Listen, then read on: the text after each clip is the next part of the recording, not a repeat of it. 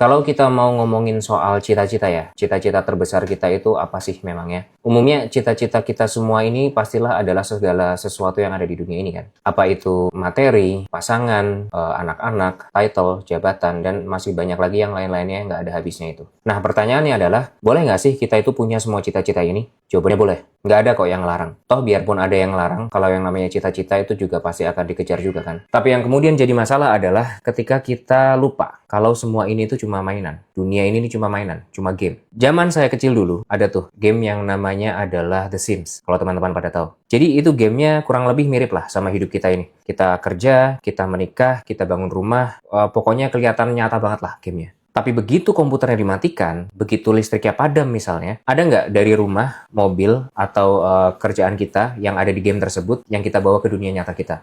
Nggak ada kan?